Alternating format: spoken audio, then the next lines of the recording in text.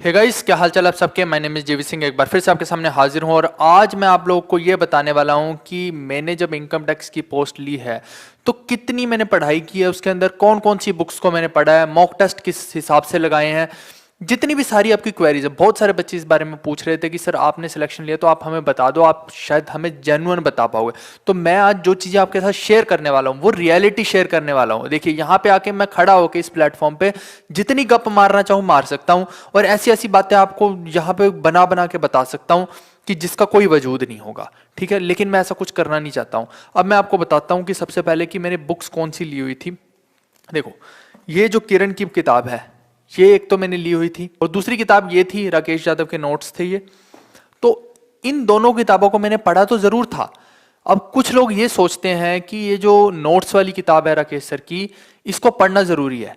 देखो, अगर आप लोगों ने मुझसे कंटेंट पढ़ रखा है तो बिल्कुल भी इस किताब को पढ़ना जरूरी नहीं है, क्योंकि ये एक किताब ऐसी है जो कमर्शलाइज्ड वे में बनाई गई है और इसके अंदर कुछ भी अपडेशन नहीं है। ये जो पहले था इसके अंदर अभी भी वही चीजें हैं, वही पुराने मेथड हैं। इसके अंदर बिल्कुल भी कुछ भी आपको अपडेटेड नहीं मिलने वाला। तो अगर आप अभी भी इन्हीं मेथड्स के थ्रू करना की सोच रहे हैं तो फिर आपका सिलेक्शन मुश्किल है, क्योंकि अब वक्त बदल गया है। मैंने उस टाइम पे पढ़ी थी क्योंकि उस टाइम पे सोर्सेज नहीं थे यार हम लोगों के पास, ना कोई ऐसा ऑनलाइन टीचर था मेरे पास, तो कुछ भी नहीं था। तो मेरे को लगा कि जहां से मैं कर सकता हूं मैंने किया, लेकिन ये भी मैंने पूरी नहीं पढ़ी थी। मेरे को जितनी रिक्वायर्ड लगी मैंने पढ़ी। और जो इंग्लिश की बुक है, इंग्लिश की भी मैंने बताऊं आपको तो मैंने ये किरण की ही ली हुई थी और कोई भी नहीं लिया यार ये वाली। अभी मैं आपको सारी रियलिटी बताता हूँ कि हुआ क्या क्या। और इसके बाद अगर जीएस की पूछेंगे तो ये भी देख लो यार। ठीक है, जीएस की भी मैंने किरण वाली ले रखी थी। इसके अलावा अब जीएस के अंदर एक और चीज थी कि ये भी ले रखी थी भैया, ये भी थी मेरे पास, पुरानी पड़ी थी मेरे पास। ये तो न्यू वाली है, ठीक है, पुरानी पड़ी थी वो मेरे को मिल नहीं रही एक्चुअली में, बुक्स ज्यादा हो गई हैं तो मिल नहीं रही। अब कोई मेरे से पूछे कि आज की डेट में मैं क्या क्या चीजें पढ़ रहा हूँ, आज की डेट में मेरे पास तो कैट तक की किताब है, कैट लेवल का कंटेंट पड़ा है मेरे पास। तो लेकिन आज की डेट में मेरा मोटिव अलग है। मेरा मोटिव एज ए स्टूडेंट नहीं है पढ़ना, मेरा मोटिव है अभी पढ़ाना। तो मुझे अलग अलग जगह से छांटने पड़ते हैं क्वेश्चन। ठीक है, तो अगर कोई बच्चा ये बोले कि क्या यही सफिशिएंट है बुक और क्या मुझे एक्स्ट्रा कुछ करने की जरूरत है, तो ऐसा नहीं है। देखो, मैंने भी अपने टाइम पे क्या किया, क्वांटम कैट क्रॉस ये नहीं पढ़ी मैंने। ठीक है, प्रीवियस ईयर पढ़ी, नोट्स मैंने बता दिए। मल्टीपल सोर्सेज में क्या था कि मैं जितने भी मॉक टेस्ट देता था ना, मॉक टेस्ट के अंदर जहां भी मेरे को ऐसा कोई सवाल फंसता था मेरा, मैं उसका नोट्स जरूर बनाता था। मैंने अपनी नोटबुक में सब वो सवाल लिखे हुए, तमाम वो सवाल जितने भी मैंने मॉक टेस्ट के अंदर देखे जो मुझसे सोल्व नहीं हुए। ठीक है, उस टाइम पे इंग्लिश के अंदर एसपी बख्शी के अंदर से मैंने बहुत सारे रूल्स पढ़े। नीतू मैम की भी बुक है, वो भी ले सकते हो, लेकिन मैंने इसमें से पढ़े थे। अपनी मैं बात आपके साथ शेयर कर रहा हूँ, मैं कोई बनावटी बात नहीं शेयर कर रहा हूँ। अच्छा, किरण की वो किताब मैंने दिखाई जिसके अंदर से प्रैक्टिस की थी, प्रैक्टिस के लिए वही करना है। और टेस्ट पेपर्स तो आपको पता ही है यार, मल्टीपल जगह से जो भी होते हैं वो मैंने देखे थे। अब इसके अंदर देखिए क्या है, ये देखो मेरे पास अभी भी उस बुक में से ही निकला। ये देखो आप, ये देखो कमाल की चीज।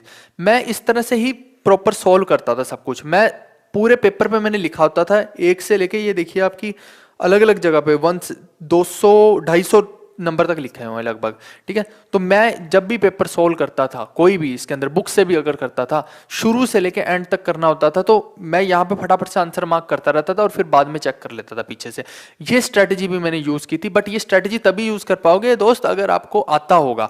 अगर आता नहीं है, सिर्फ फर्स्ट टाइम कर रहे हो, तो फर्स्ट टाइम के लिए ये स्ट्रेटेजी काम नहीं करेगी। फर्स्ट टाइम में तो आपको पीछे से पहले सॉल्यूशन करना पड़ेगा, फिर पीछे से देखना पड़ेगा, ये सब करना पड़ेगा। ठीक है, और जो राकेश सर की 7300 ऑब्वियस सी बात है कि उसके अंदर थोड़े से अपडेटेड मेथड है एज कंपेयर टू किरण, किरण में ओल्ड मेथड है, ये बात सच है।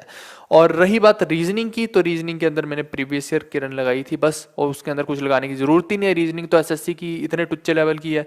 जीएस का मैंने बता ही दिया है कि किरण की किताब से मैंने प्रीवियस ईयर लगाए थे, और लूसेंट को मैंने पूरा नहीं पढ़ा कभी भी। मैं सच बता रहा हूँ, पूरा कभी नहीं पढ़ा मैंने। शायद 25% लूसेंट पढ़ी थी, जहां पे मेरे को जो रिक्वायरमेंट लग रही थी, क्योंकि उसके अंदर तो भैया सब ग्रंथ डाल रखे हैं, तो इतनी थोड़ी लूसेंट पढ़ लोगे तुम लोग, और ना ही वो याद रहेगी, क्योंकि वो फैक्चुअल बुक है। फैक्ट्स कभी भी ऐसे याद नहीं रख सकते अनलेस और अनटिल की वो एक स्टोरी की फॉर्म में आपके पास पहुंचे हो।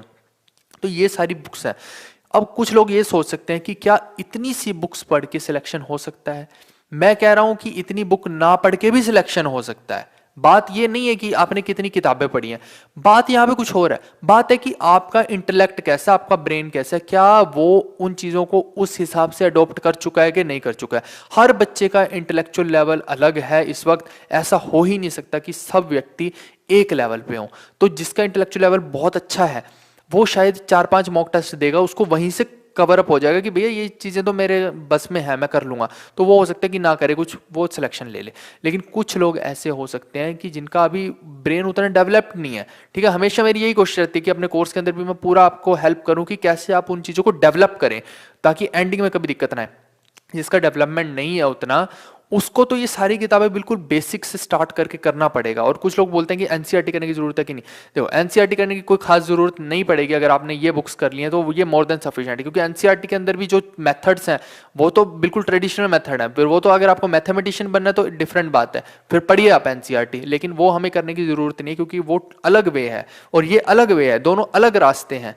तो हमें क्या है, हमें ये पता लगना चाहिए कि कैसे हम ऑब्जेक्टिव क्वेश्चंस को फास्ट सॉल्व कर सकते हैं, क्योंकि यहाँ पेपर सब्जेक्टिव नहीं ऑब्जेक्टिव आने वाला है। ओके। और दूसरी बात कमाल की ये है कि कभी भी मल्टीपल बुक्स से मत पढ़ो। मैं हमेशा यही अपने स्टूडेंट को सजेस्ट करूंगा कि कभी भी आप, अगर आप ज्यादा जगह पे हाथ मारने की सोच रहे हो कि मैं ये भी किताब ले आता हूँ वो भी ले आता हूँ, आप करके देखो। ऐसा करो, 1 साल ये काम करके देखो, आपका 1 साल बर्बाद होगा। अगले साल फिर आपको ठोकर खाने के बाद समझ आ जाएगा कि भैया ये गलत बात है, मैं कोई एक किताब पकड़ लेता हूँ, उसी को ढंग से सॉल्व करता हूँ, मेरा काम हो जाएगा। तो मैंने भी यही किया, मैंने इन्हीं बुक्स को बार बार किया जब मेरे को टाइम मिलता था, जिस टॉपिक में मिलता था। देखो, एक बार मैंने पूरी की पूरी किताब लगाई, उसके बाद मैंने कभी दोबारा इसको नहीं लगाया, क्योंकि मेरे को समझ आ गई थी एक ही बार में वो सब चीजें। ठीक है, ऐसा नहीं है कि मेरे को मल्टीपल टाइम्स लगानी पड़ी। अब हो सकता है कि आपको 4 बार लगानी पड़ जाए तब आपको समझ आए, हो सकता है 5 बार, वो डिपेंड करेगा अगेन पर्सन टू पर्सन। तो यही चीज मैं बोल रहा हूँ कि मेरे को एक बार में आ गई समझ, तो मैंने लगा ली। उसके बाद मैं बस वही चीज देखता था, उसके अंदर जो मेरे को लगता था कि मेरे डाउट्स हैं या मेरे को लगता था कि मैं इसमें फंस सकता हूँ, मैं उस चीज को देखता था वहां पे। इससे ज्यादा मैं कुछ करता ही नहीं था। और इसके अलावा मैं सिर्फ एक काम करता था इसके बाद, कि mock test mock test mock test. जितने भी मैं मॉक टेस्ट दे पाया, शायद मैंने 150-200 दिए होंगे टीयर 1 के मॉक टेस्ट। और ऐसे ही अगर आप टीयर 2 के पूछेंगे तो टीयर 2 के मैंने लगभग 25 के आसपास मॉक टेस्ट दिए थे, इससे ज्यादा नहीं दिए थे। ठीक है, तो ये इतनी तैयारी आपको करनी पड़ेगी अगर आप चाहते हैं कि आपका भी सिलेक्शन इनकम टैक्स के अंदर हो, एसएससी की एक अच्छी पोस्ट पे आपका सिलेक्शन हो। तो यही सब चीज़ें हैं जो आपको अपनी लाइफ में करनी पड़ेंगी। और बिल्कुल भी डायरेक्शनलेस नहीं होना। यहाँ पे अलग अलग तरह के बिजनेसमैन लोग बैठे हैं, बस सबको अपना कोर्स बेचना है। ये सब चीज़ें जब बेचते रहेंगे, सबको अपनी बुक्स बेचनी है। यहाँ पे मल्टीपल चीज़ें चलती हैं एक्चुअली यूट्यूब पे। बहुत सारे लोग होते हैं वो स्पॉन्सरशिप से लेके आपको मल्टीपल बुक्स बता देंगे। अब इसमें से एक भी किताब ऐसी नहीं है कि जो स्पॉन्सर्ड है। ठीक है, तो मैंने वही चीज़ें आपको बताई हैं। अभी इसके अलावा भी है बहुत कुछ। मेंस के लिए अगर आप मेरे को बोलोगे तो मैं बोलूँगा कि आईबीपीएस की या क्लर्क की कुछ किताबें आप उठाइए और उसमें से देखिए, अरिथमेटिक के अच्छे क्वेश्चन आपको मिल जाएंगे, डीए के मिल जाएंगे। लेकिन बात फिर वही है कि क्या आपके पास इतना समय है? नहीं है समय तो वो मैं सब प्रोवाइड कर दूंगा, वो मैंने सब चीज़ें आपको दी भी हैं, आपके साथ हमेशा रहा हूँ। लेकिन आपको क्या करना है, ये जो प्रीवियस ईयर है सिर्फ इतना कर लेंगे, प्लस जो मैं क्लास के अंदर करवाता हूं, क्योंकि उसके अंदर मैंने बहुत सारी नई चीजें बताई होती हैं जो प्रीवियस ईयर में भी नहीं आपको मिलने वाली हैं। तो वो सभी चीजें आपको सीखनी पड़ेंगी, एक ना एक मेंटोर से सीखनी पड़ेंगी। हमेशा एक ही मेंटोर को फॉलो करो।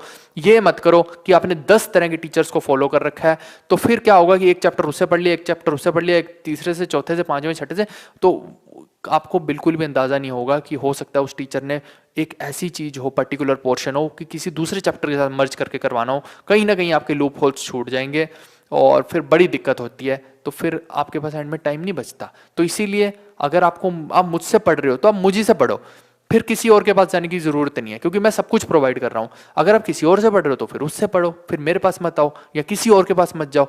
ये बिल्कुल मैं फेयर ऐसी चीजें बता रहा हूं जो जहां पे आपको मिसगाइड करते हैं लोग बोलते हैं कि इसको भी ले लो, उसको भी ले लो, उसका भी कोर्स ले लो। 10 जगह के कोर्स लेके, 10 जगह के मॉक टेस्ट लेके कभी भी कोई सफल नहीं हुआ। मैंने भी आज तक कभी ऐसा नहीं किया है। देखिए, मैं आपके सामने एग्जाम्पल हूं, जो मैंने फॉलो किया, अगेन बिल्कुल सेम ट्रांसपेरेंसी के साथ मैंने आपको सारी चीजें बताई हैं। होप कि आपको अच्छा लगा होगा। इसको शेयर कर सकते हो तो करो इन वीडियोस को, क्योंकि जितनी भी हमारी वीडियोस हैं, जितना भी हमारा कंटेंट है, हमेशा कोशिश करता हूं कि क्वालिटी को मेंटेन रखें और बेस्ट और यूनिक चीज़ें आपको दें। Okay guys, bye bye, take care, see you. Please like, share and subscribe.